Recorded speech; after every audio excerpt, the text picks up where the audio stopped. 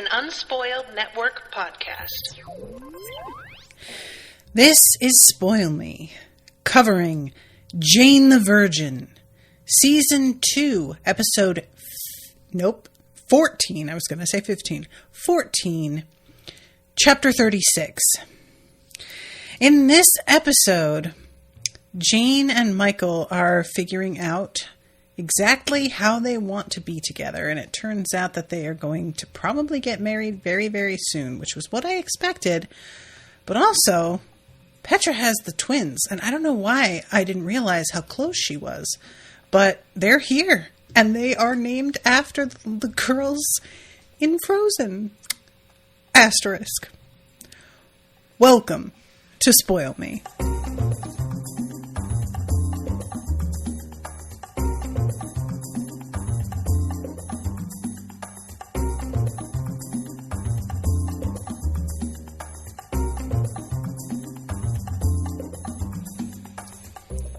Welcome to the show, everyone. I am Natasha. Thank you very much to Claire for commissioning this episode. If you're out there, Claire, thank you very much. Appreciate you a lot. And hello to April, who is in the chat with me. Hi, April. Hopefully you can hear me this time. I feel like last time you had a problem. You guys, this episode was actually like really fun and satisfying in a lot of ways. And I have just gotten so much satisfaction out of like the last 2 or 3 that I'm starting to get worried that things are really going to go left soon. Because that's what happens, right? You have like the middle of your season is where everything gets sort of lulled into a sense of normalcy. And then you have to start dialing things up until everything ends with like a catastrophe, basically, at the end of the season to get us to a cliffhanger to pull us into the next one. So this whole, like, the vibe of this episode is everyone sort of trying to come to terms with some things that have been weighing on them. And it looks different for everybody. Not just according to situation, but also some of these things are really recent and some are quite distant. So let's start off talking about Jane and Michael. The two of them are very much in the honeymoon stage of things. And I will tell you what, guys, it never even occurred to me that what I was sort of irritated with Jane about in this episode was going to turn out to be what the lesson was for Jane. I sort of thought it was going to be like that she had made a mistake, because that was clearly sort of the way that she was going, the direction of her thoughts, right? Was that she kept, the whole episode is like a sliding doors thing where she is looking at how things could have gone if only she and Michael had stayed together from the beginning. But it's a really unfair way to frame the situation, because the reality is she and Michael broke up because she found out that he had been lying to her on a really basic level that violated her trust so profoundly that she fell out of love for him. And it wasn't a mistake that they broke up. What happened in that moment was what led to them growing and becoming the people that they are now and finding their way back to each other. And there are times, I'm not trying to pretend that like nobody ever makes a mistake and breaks up when they shouldn't, because I'm sure they do. But mostly, those are like the 1 in a million cases. People usually break up because something is not going right. And whether that has to do with both people or just one, it doesn't really matter. All that is really important is the fact that one of them is feeling unhappy enough that they want to leave.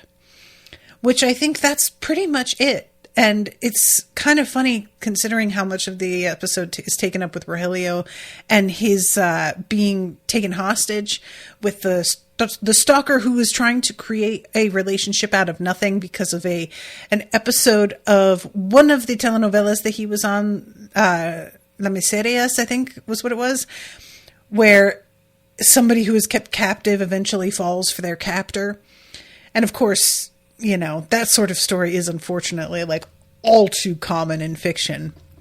But it's just kind of interesting considering how she is trying to make a relationship with Rogelio out of nothing by forcing the whole issue and like making him say certain things and act certain ways under threat of violence, hoping that if he just keeps doing it, that eventually it will be real.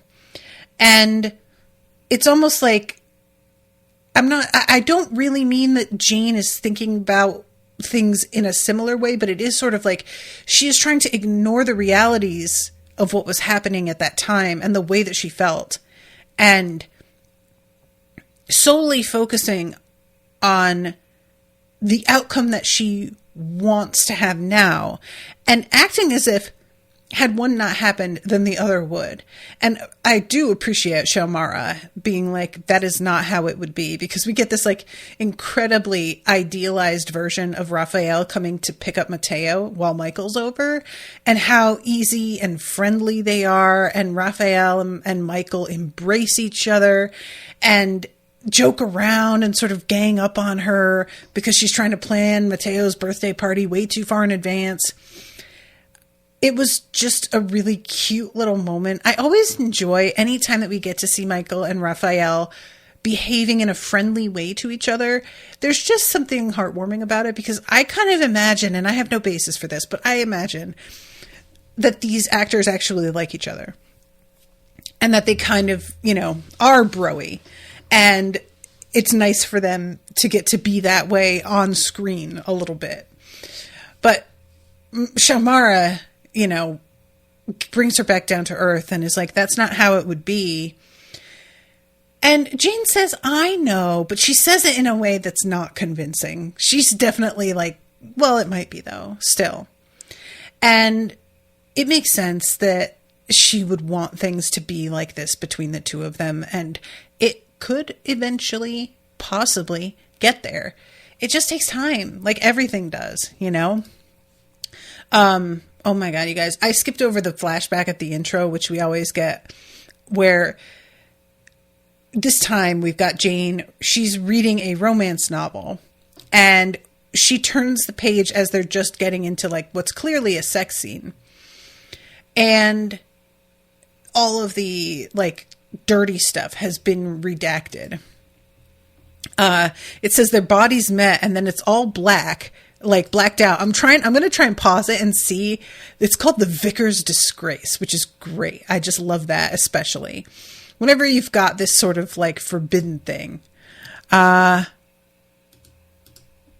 passion we have right now is something that most people can only dream of, the vicar agreed.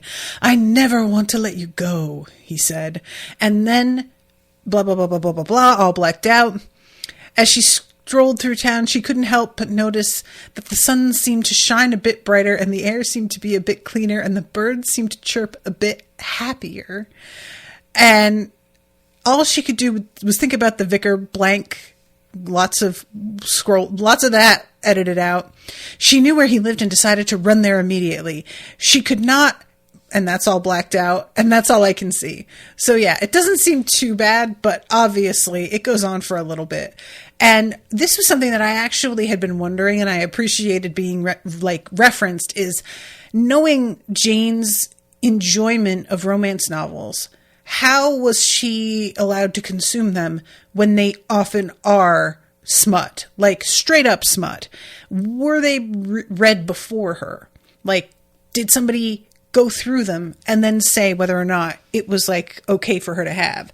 And it's sort of unclear here whether this was just something that her grandmother like took and edited just while it was sitting on Jane's nightstand because she had her suspicions that it wasn't appropriate, or if she actually read it and then was like, okay, well, if Jane's going to get her hands on this, I absolutely have to cross out this and this, you know? But it makes sense to me, the way that it's like all handled. Jane, while she's reading this, looks like she's maybe 13, which is not an unreasonable age to be reading smut, like, frankly. I know a lot of people probably think it is too young, but I had sex for the first time when I was 14, and I was not the first one in my class to lose my virginity. So if kids are going to be having sex at that age, which they are, like it or not, they should be able to fucking read this. But considering her grandmother, of course she would do this. And I love Alba being very smug as she puts the Sharpie in her pocket, and behind her, Shamara, who is realizing exactly what's going on there, rolls her eyes and is just looking very put upon. Later on, there's a whole thing that really makes the scene feel different in retrospect. Eventually, there's some messaging that's been going on between Alba and this man. I can't remember. Antonio? Thought it started with an A. Armando. But whatever it is, Jane is purposely ignoring it. She sees a hint of it and is uncomfortable. But Alba told her in confidence that she had sex before she was married in the previous episode, and understands that if Jane is feeling like she wants to have sex, that, you know, she doesn't have the right to have this expectation of her, and that Jane should do what feels right to her. However, the fact that she only tells Jane, I didn't really think about it at the time, but it is a real big problem. You know, the reason that she doesn't want to tell Shamara is because she knows how Shamara is going to react, but she's thinking about it from the wrong direction. And when Shamara eventually finds the messages, and there's one that specifically says, when we made love, and she realizes that her mother had sex before marriage too, Shamara loses it. And I thought her acting in this scene was really, really good, because her mother tries to say it was different with me. It was one time where I succumbed and had bad judgment, and I didn't want to tell you because I didn't want to encourage you. I had one slip, but you were sleeping around. And rightfully, Shamara is so angry and is like, first of all, I was not sleeping around, but I am a woman who enjoys sex. I am perfectly normal, and you have made me feel like shit for that my entire life. And then to find this out, I mean, I cannot believe that you would stand there and say that to me. Like, she is so fucking pissed.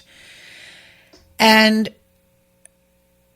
I knew that Alba was going to say something like that it was just a totally different situation.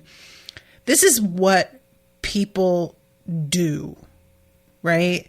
Especially folks who are conservative.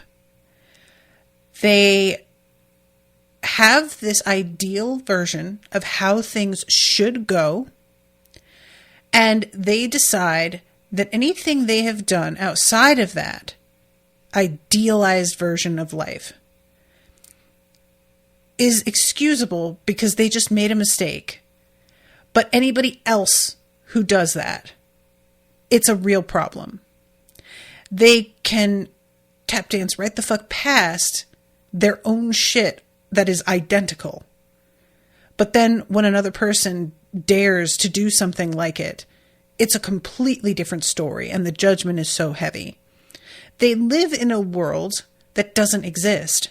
People like that want the world to be a different way, and they bury their heads in the sand, behaving as if it's possible, if only everybody would just do what they're told.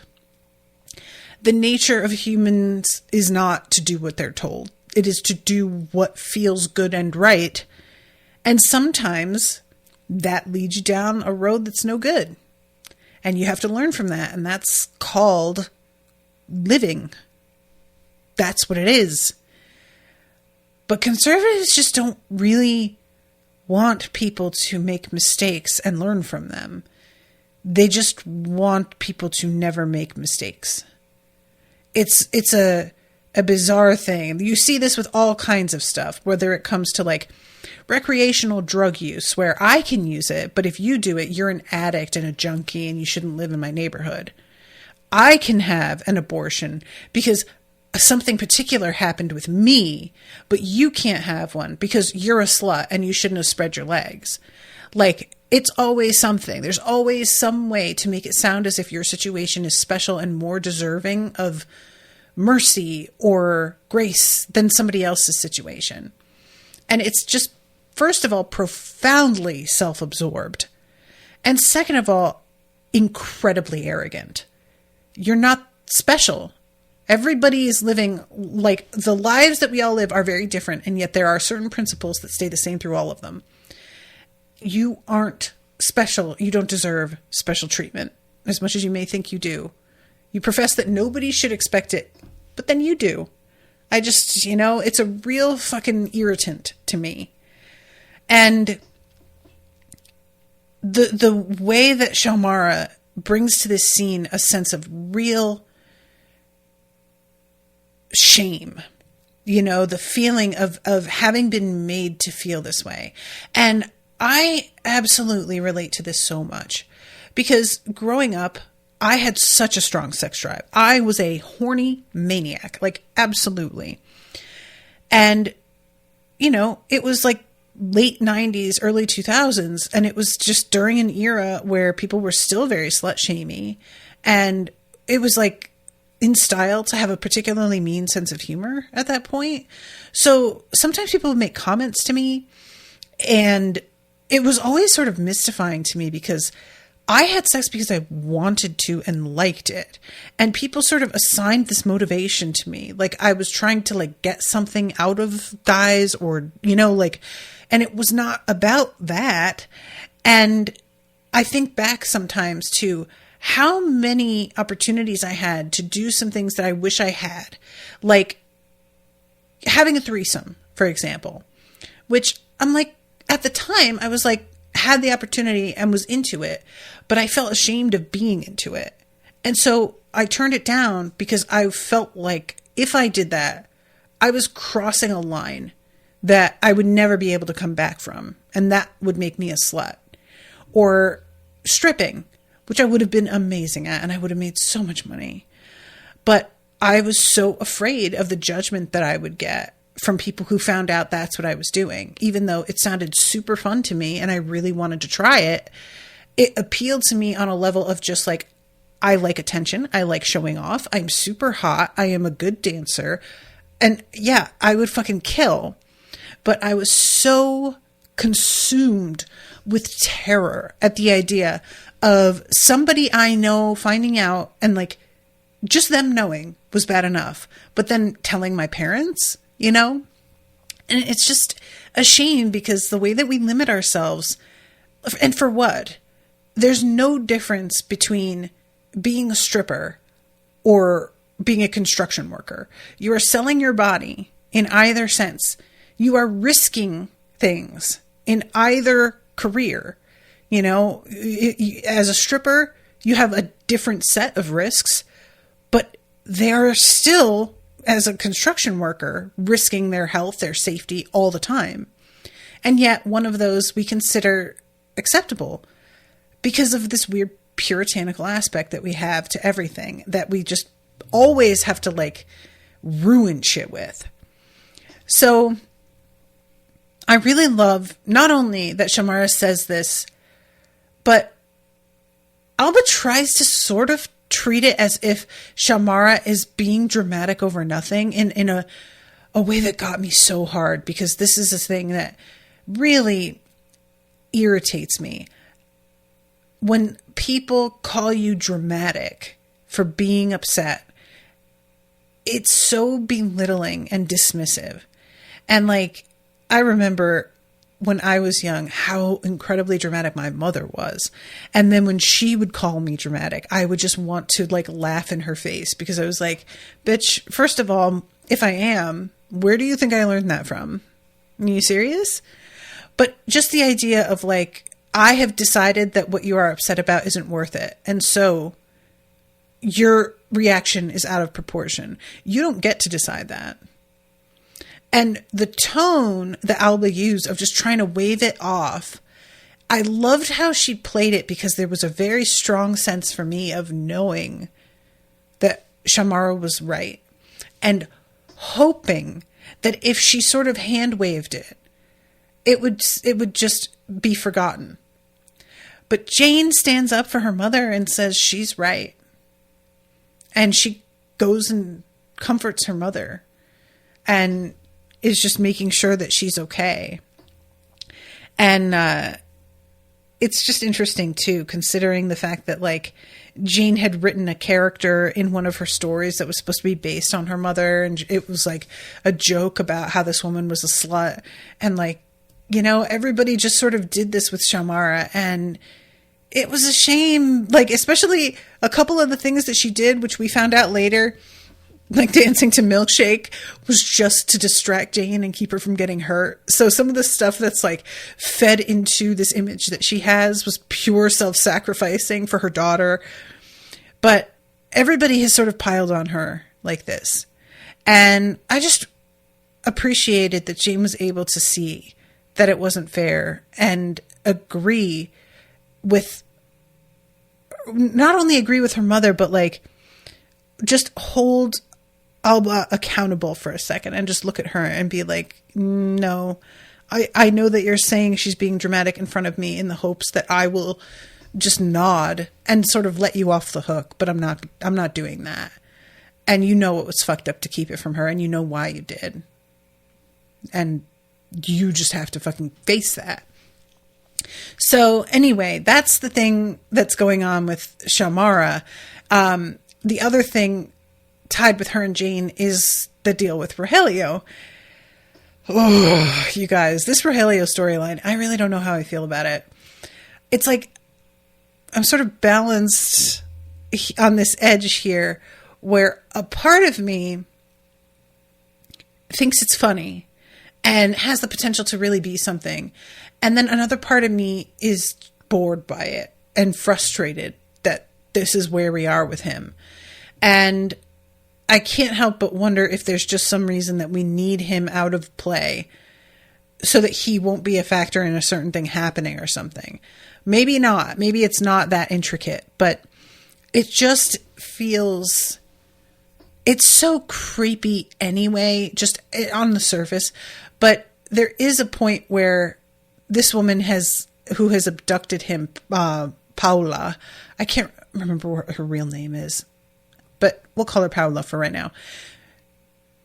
She keeps trying to reenact these scenes from La Miseres with him.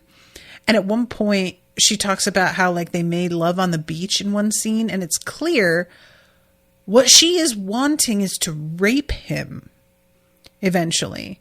And like, it isn't put in terms as bald as that, but that's what it is.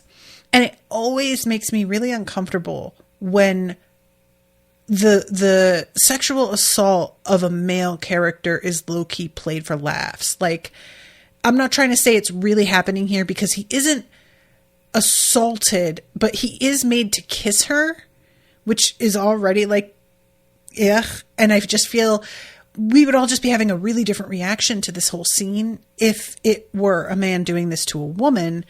And while I don't in principle feel like it's wrong for the scene to exist, it's like right on the edge of being something that bothers me.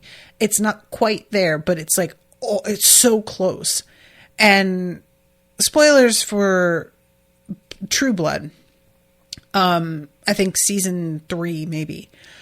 But there is a storyline with Jason Stackhouse where he gets abducted.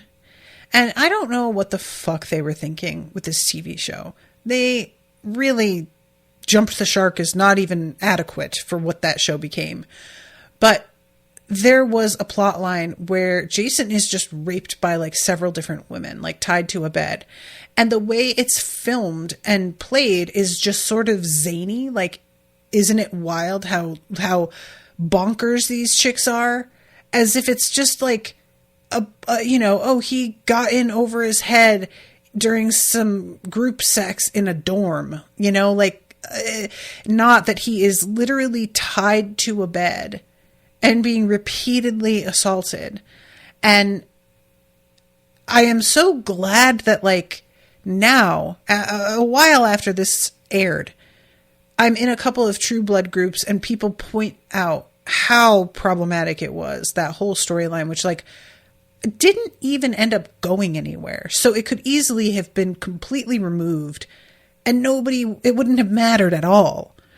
But we have just got to start, like, taking male rape and assault more seriously, because men don't come forward about it due to the fact that it's treated as kind of a joke.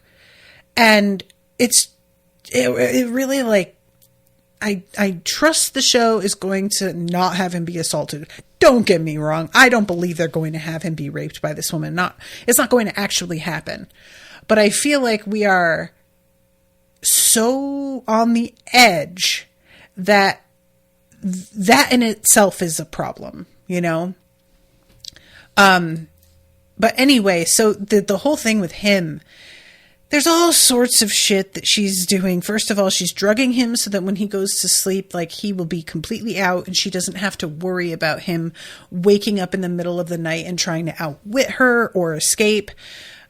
She has a knife and she threatens his face at one point when he doesn't want to give her the password to, I don't even remember what it is, his phone, I think.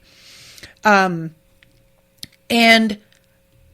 that really got me because, like, there's something about your face being threatened, even though it's meant to be a little bit of a joke with Rogelio because of how vain he is.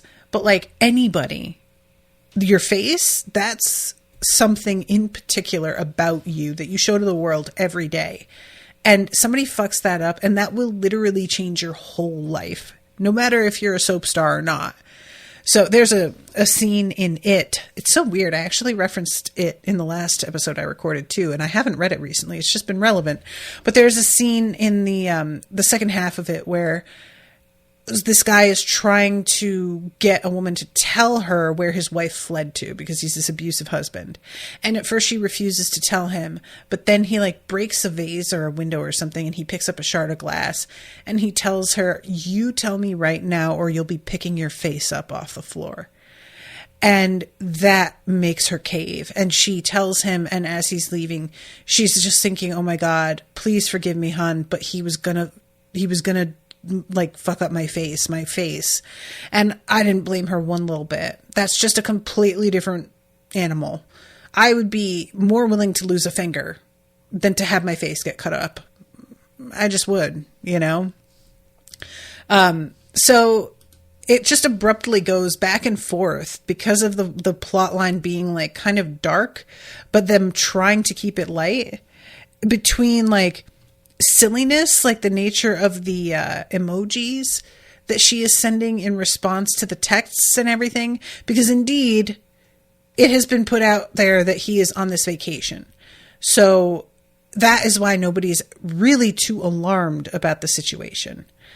And he comes up with this, like, what actually is a clever idea,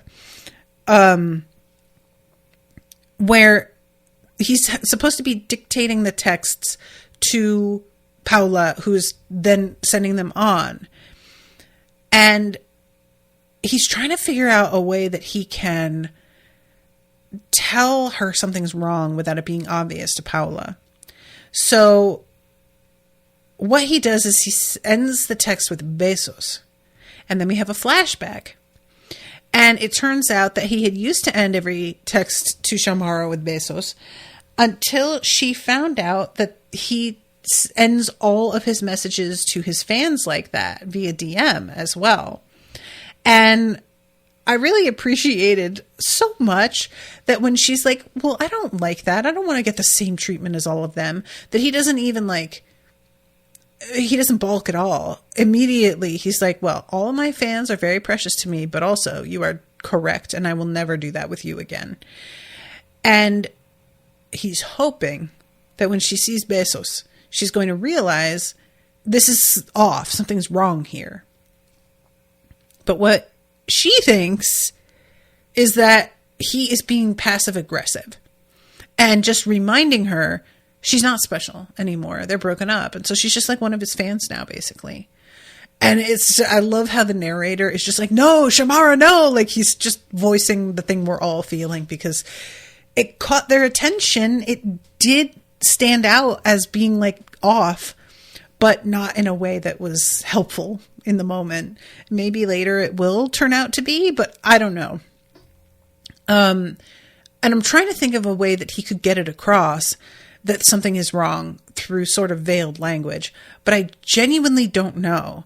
Like the thing that comes to mind for me is him saying something about how he's very excited to wear like a peach shirt that somebody brought him because he does not pop in peach. And if he were to express how much he liked this peach shirt, then he would actually be clearly sending an SOS of some kind that everybody would be like, wait, what's wrong with him? But that's the best I can do. I don't have a better idea than that. And I'm trying to think, because a lot of people, there's a lot of folks on Facebook who do this thing, which I think is really fun, where they post a meme about like, what would you type if you wanted to let everybody know on Facebook that something was really wrong? You know, that you were being forced to like post Facebook statuses at gunpoint to make it seem like you were okay. And you needed it to kind of fly under the radar. And usually people post like something that's the exact opposite of their real political opinion, you know? And it would be very funny if just in the midst of this, he just decided to like write something in and tell your Alba that I think immigration should be stricter or something. You know what I mean? Like it would be very funny if he decided to do something like that. I don't see it, but eventually what he does is he decides to go along with this woman's whole like fantasy and pretend that he's falling for her. And he's doing mostly a good job of it until it comes time to say, I love you. And he can't do it because what he's hoping is that if he gets her to let her guard down enough because she really believes that he cares about her, then she will leave him to his own devices and she won't keep him locked up and she won't drug him. But unfortunately, he drugs her. He saves a pill in a pretty clever move. And it turns out that he has a panty powder pocket that he stuck the pill into. And he drugs her, but it apparently doesn't hit her quite as hard. Because when he goes and tries to type in a code to get out of the apartment, she wakes up and comes for him. And I'm not sure why it didn't hit her quite as hard. If it's just that she didn't take as much, you know, as he usually does. But he has a gun that he took to like protect himself if she came after him. And he tells her to stop or he'll shoot. And she keeps coming at him and he pulls the trigger. And just a little flag comes out at the end that says bang, like a cartoon. And not only is it absolutely heartbreaking to find out that the gun isn't real, but now she's extra pissed because she was going to actually shoot her. And now security is just going to get even tighter than it was before. So I really do not know how he gets out of this. Like, all of this is taking place at his home. And that's the one saving grace, is that eventually, if Jane and Shamara begin to worry, they can come to his house. And there's no question they know where he lives and that could be a way through. But how far does everything have to go before they decide to go there? I feel like one of them is going to actually need something, like a physical copy of something, or something that really requires meeting in person. They're going to try and get in touch with him, and then they're going to like attempt to get in touch with other people and be like, have you talked to him? And realize that no, they haven't. And that's the best I can think of, but I am just hoping that he'll be able to get like a secret message to them somehow. I don't know.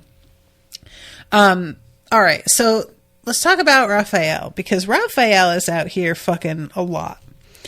And he is deciding that he is not going to play with being a baby daddy to anybody anymore. He has had enough of that. So he is just being very careful about contraception with these women. I think it's very fun the way that he talks about the contraception in this woman that he is standing with. Doesn't seem at all put off by it. She's just almost looking at him like, aha, a responsible man. I like this. Like, because, you know, it's very easy to be like, talking about safe sex ruins the mood. But it certainly doesn't ruin the mood as much as having 2 baby mamas. And Petra, for her part, is getting very, very impatient with him because he is missing meetings. He is impossible to get in touch with. And when she finally comes up to his apartment, he's fucking hungover. There's a strange woman in his room. And she's just like, are you serious? Like, you can just see how disappointed she is in him. And he tries to play it off as like, oh, I'm just blowing off steam after, you know, before the twins come, before I have to deal with all of that. But I love Petra and how incisive she is being here, because she just calls him out right away and says, no, you're not. You're going to that fucking dark place that you go to. That's what this is. And when he tries to say something about how tired he is, she shoves it in his face about how she's like pregnant with twins. So yeah, shut the fuck up.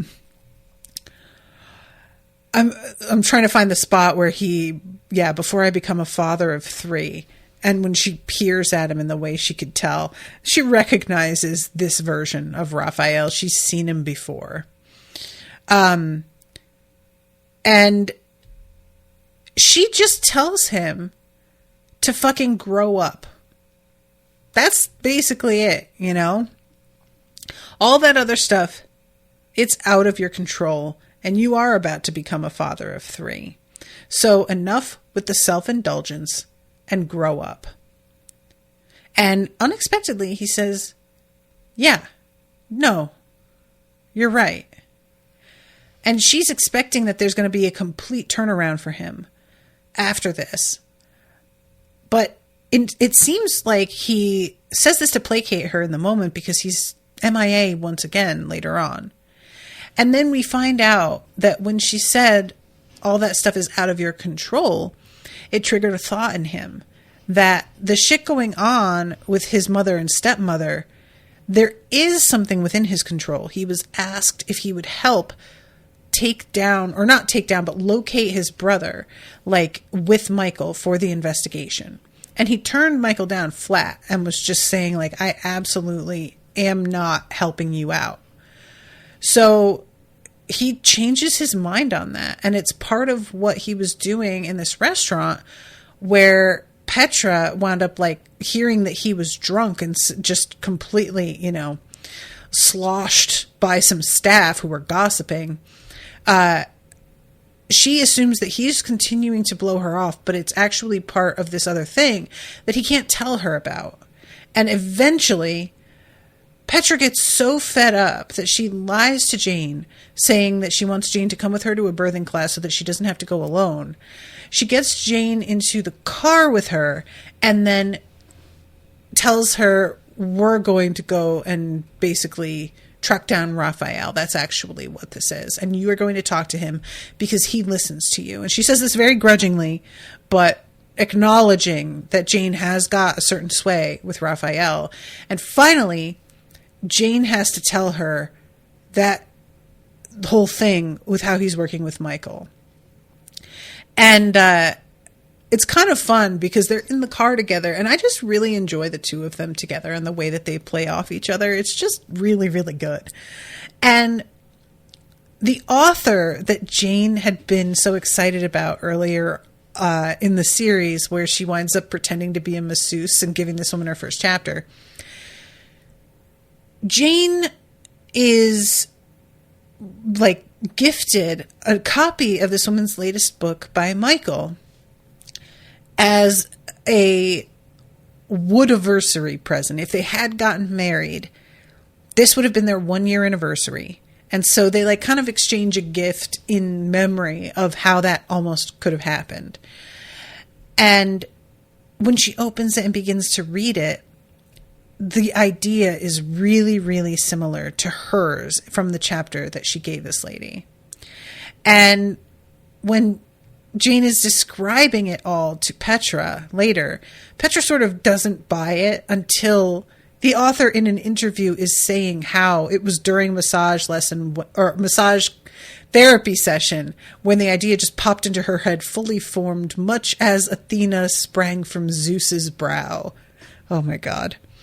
And that is when Petra is so indignant and just like, oh my God, she stole your fucking idea. So what I really loved about this was the couple of ways that it wound up influencing things. First, we have Michael hearing that this woman stole her idea and immediately saying, we need to prove that you had the idea first. Did you ever email anybody a copy? And Jane says, yeah, Raphael. And he says, all right, we'll pull it up. And what he does is sit down right next to her as she searches through the emails that she sent to Raphael. And all of them are like, never felt this way before. You're beautiful. Last night was amazing. Can't wait to see you. And it clearly really bothers Michael to see. And I loved that he actually like talks to her about it later and is real about it. You know, just like, yeah, you really were in love with him. Like, it's easy for me to know that because, you know, I'm aware of what's been happening. But seeing all of that made it feel very real to see like the way that you had a completely different perspective on things for a while.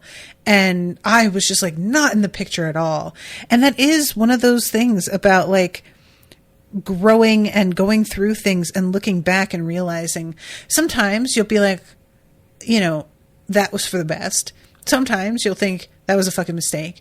But a lot of the time, something that happens with me is I will just be like, man, I can't believe that I used to think that way or feel that way. And things like this, especially when it's an ex, like if you have really moved on and don't feel that way about them, it can be so strange to see your own words, sometimes your own handwriting, professing how you feel about this person. And you know at the time that you weren't lying. You were totally serious and sincere. And sometimes, looking back, you realize I wasn't as in love with them as I thought I was. I was just swept up. But sometimes you're like, that was so intense. I really cared about them. And it's over. And it can be really odd to feel as if you are a completely different human being than the human being who wrote those things down. It's just a disconnect, you know? So I liked the talk that they had and that Michael admits that it bothered him and that, you know, he has to keep it in mind that things can go wrong, you know? Think like they had been in a place where it felt good between them. And it just, the conversation and the way that it goes between the two of them, it was sort of interesting because Michael is explaining to her about how Raphael is working with him and says, I didn't want you to go chasing after him. And he stops and says, I didn't mean it like that. And there's a pause. She says, I know. And he says, or maybe I did. I'm sorry. I'm trying to be honest. And I really liked this. It's a very big development for me. Like Michael talking about this with her so frankly and being honest about how he's feeling is not the Michael from season 1. You know, this is important to have these conversations. And you see this sort of similarly with the moment where she, like earlier on in the episode, she feels weird about how Raphael is looking when he picks Mateo up. And she sort of turns to Michael and is like, did he look weird to you? And it's very clear that Michael thinks he looks totally fine, but that Jane is concerned. And so Michael is like, but let's talk about it. And he does it in such a way where he's not making eye contact as he says it. He's trying to keep his body language open, but his looking away from her makes it very clear he doesn't want to talk about it. And yet he's making an effort because he knows this guy is part of Jane's life. It's just, that's a fact. And he has to grow up a little bit. Oops, sorry, I knocked over my chapstick. And he has to get over the fact that, yeah, Jane is going to be concerned about this dude sometimes, and it isn't going to mean that she's running off with him. It's just going to mean that, like, he has to learn to be okay with her having, like, another man who has meant something be a constant presence, which is hard, you know?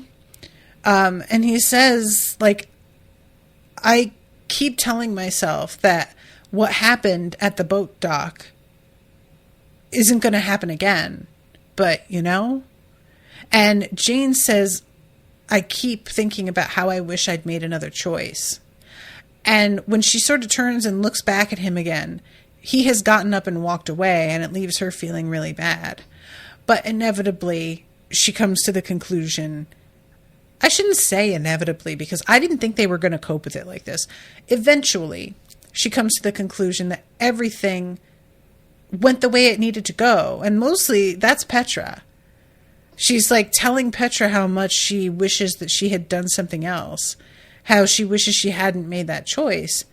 And Petra straight up tells her, that was so stupid, is the response that she gets while she's in labor. I love it. I keep thinking about how I screwed things up and how I wish I could just take it back. Petra, that's so stupid. What? Clearly things weren't that great, or you wouldn't have broken up. Let the past go. And Jane, says the woman who artificially inseminated herself with her ex's sperm.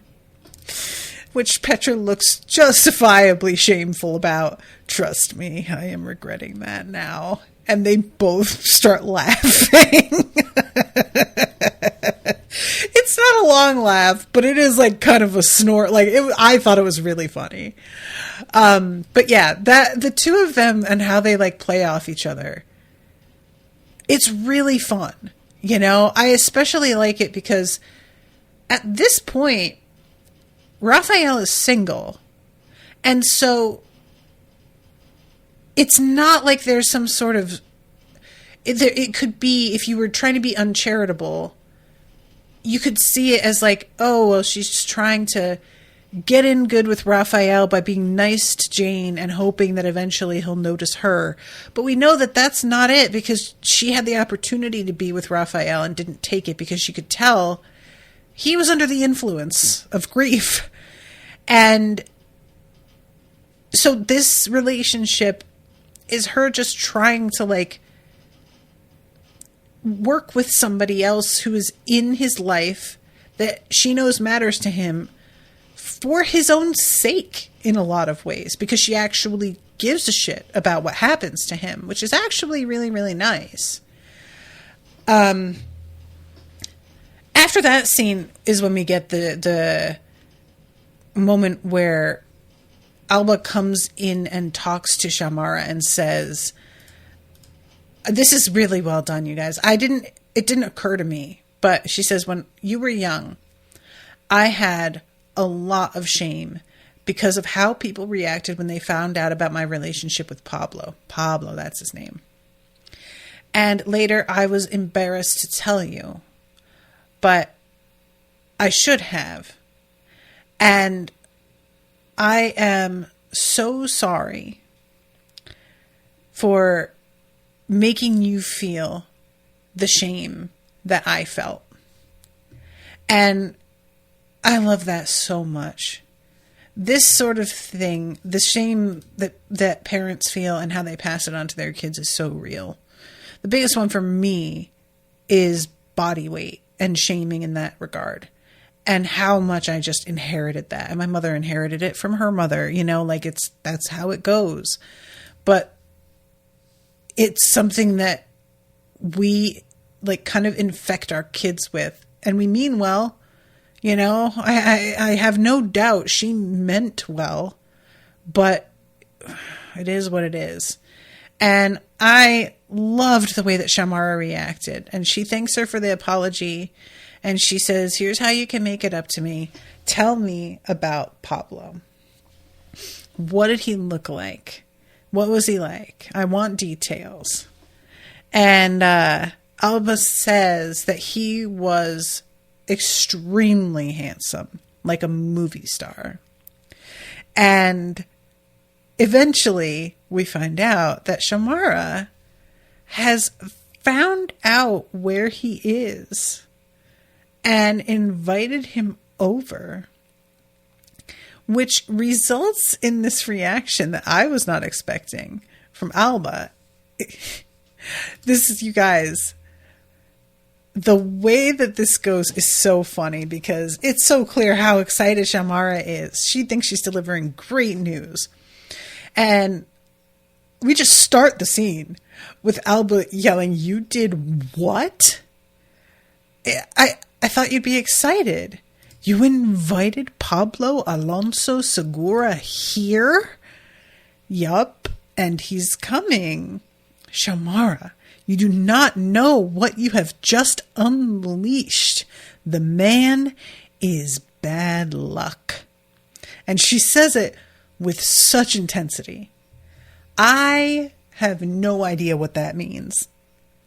Like, bad luck sounds like just straight up, this man's around and you trip over a rake, fall off a ladder, just get splashed by a car driving by when you're wearing your favorite outfit. Like, that's when I picture bad luck. That's what I'm thinking. It's just like sort of incidental bullshit throughout the day.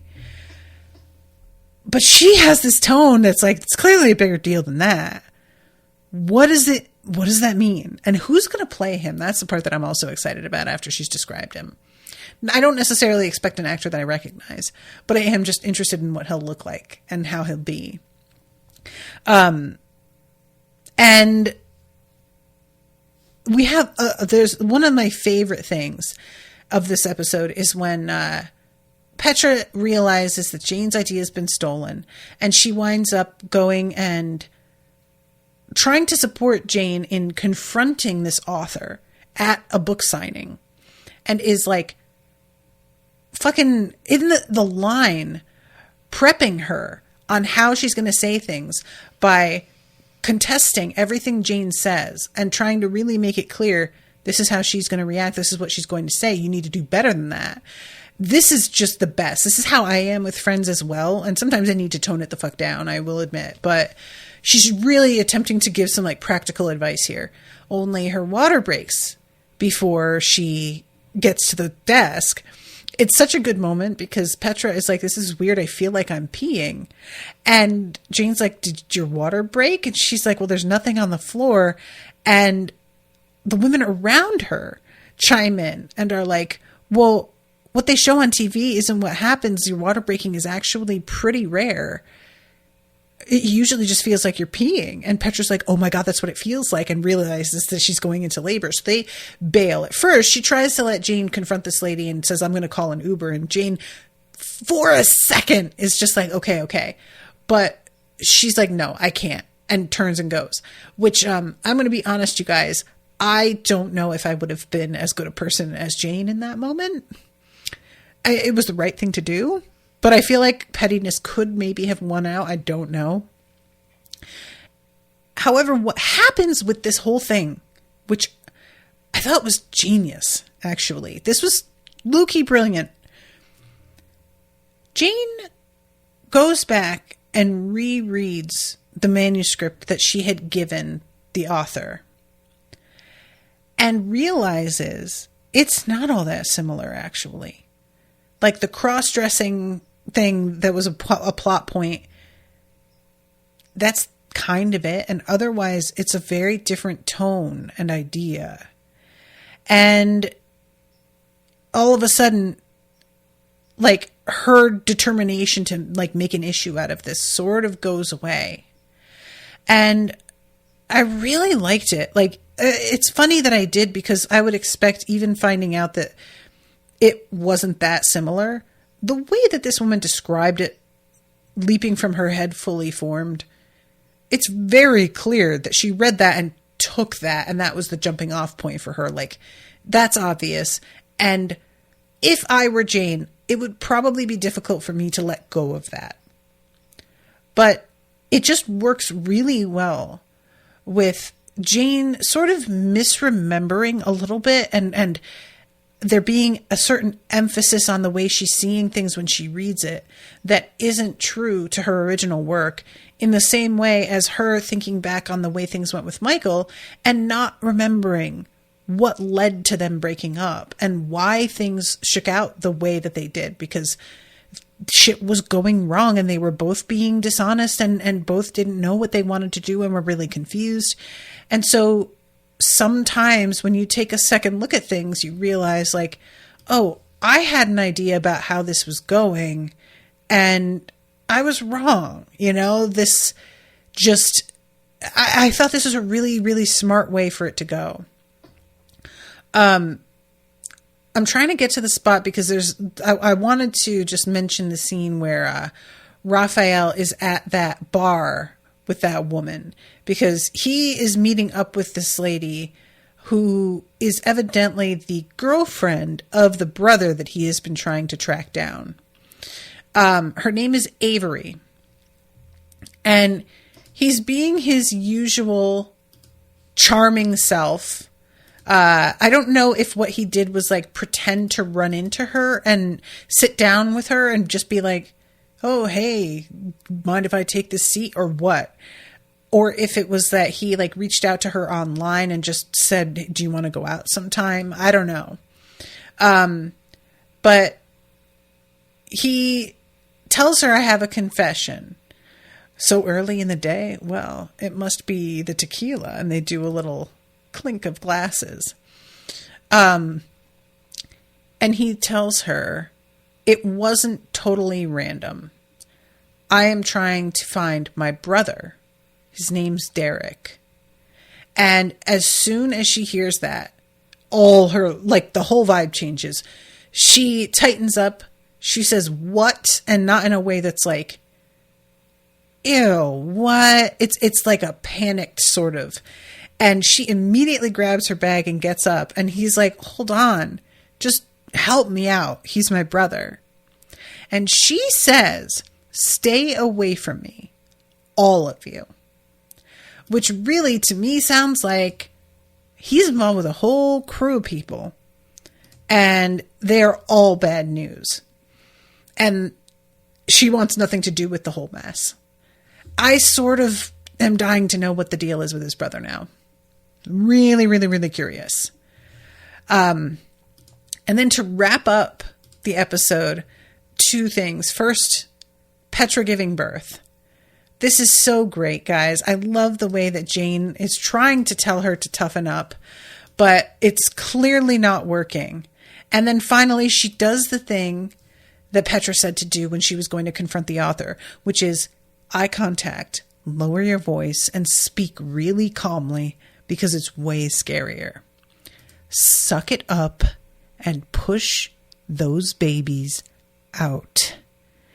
And Petra looks at her, and all of a sudden, there she goes. Because it turns out, poor Petra has some sort of issue with, like, her platelet count that means that she can't get an epidural because it could cause her bleeding that would kill her. And she is literally willing to bet a 50-50 and take the epidural anyway. And Jane has to be like, girl, no.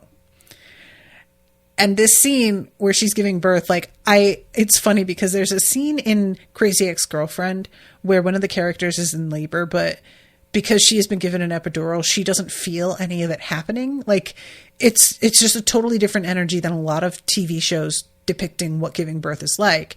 And they actually talk about it within the episode of, like, oh, I thought you'd be screaming and crying. That's what it always looks like on TV. And she says, yeah, well, most of those TV episodes were written by men. And I appreciate that in this scene, they really give a reason why Petra is having such a hard time. She isn't just screaming because of, the drama of it. She has a situation where she is feeling the pain in a way that most women today wouldn't. And when I tell you, I felt when she like grabs her knees and decides to really push, and she is like shaking and sweating and almost crying.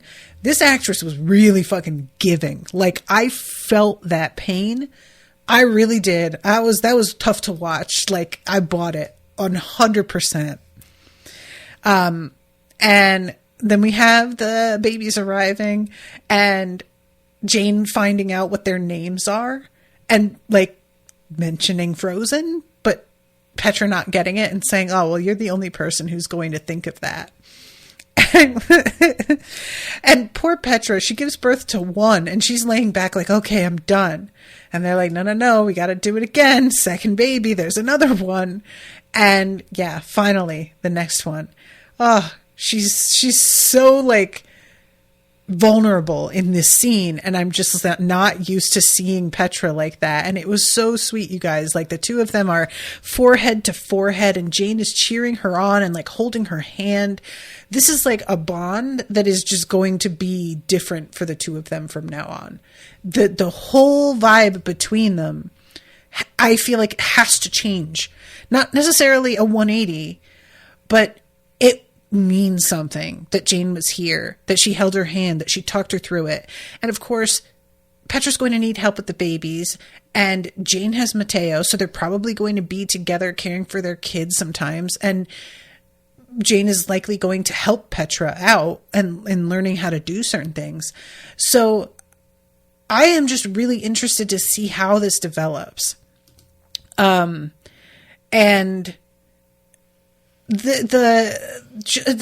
I like the direction this is going with the two of them. What a difference in, like, what is this? Maybe 40 episodes, I guess. How many are there in season 1? The episode 14 is that's for this season. I think we're about halfway, if I'm not mistaken. So it feels like not that long because it's only the middle of the second season. But when you look at the number of episodes, it's actually quite a while. But anyway, I love that this, like, you guys, I just realized, I didn't even think of it. Oh my God, I'm just realizing the Let It Go theme. Because she has to let go of this thing with her book. She has to let go of the past with Michael. And Let It Go is the song from Frozen. I swear to God, I am as dense as like a homemade brownie sometimes. I can't believe I missed that. I just got it. I'm so glad that I still was recording when I figured it out. Oh my God. So yeah, this is when Raphael comes in. He's trying so hard to get to the hospital, but there was like a huge fire that's completely shut down the highway. And so they're sitting there, and there's a moment, Michael is driving him, and it's awkward between the two of them. And as they're sitting there, Michael finally says, "I'm sorry," in a really different tone of voice. And then the scene cuts, and I feel like maybe he and Michael might have had like a little bit of a moment that we'll find out later. I don't know. But it just felt like there was something there, you know? I don't know. Or else maybe Michael was like just trying to be like, this is a really important moment, the birth. I get what it feels like to not be there, and that sucks, you know? Maybe that's all he meant, but it sort of felt like there was more to it to me. And then at the very end of the episode, we have Jane and Michael outside the hospital, and she's talking about how she has let go of the two of them breaking up and that there were good reasons behind it. And I know now that you are absolutely who I want, and I am not going anywhere. And he says, I'm not either. And he pulls out the ring and kneels. And he's like, this isn't where I was going to do it.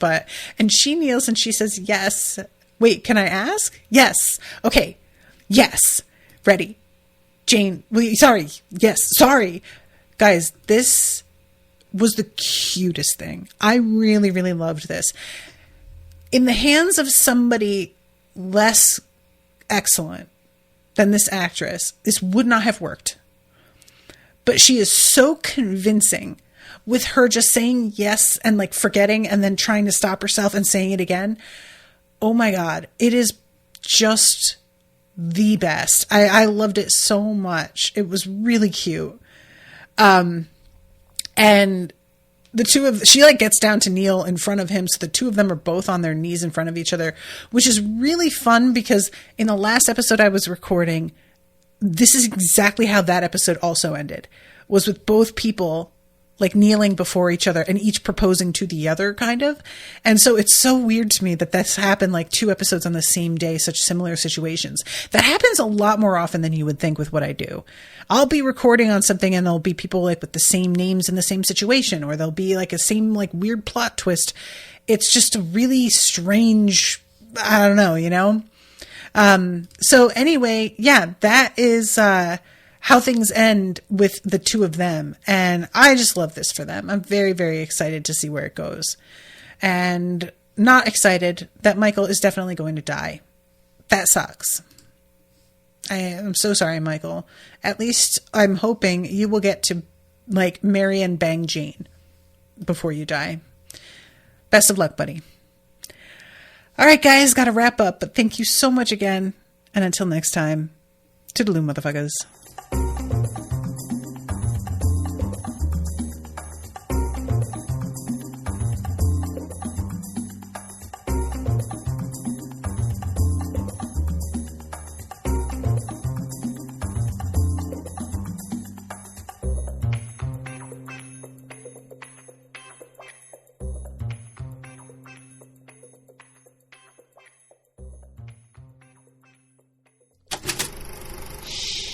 That was an Unspoiled Network podcast.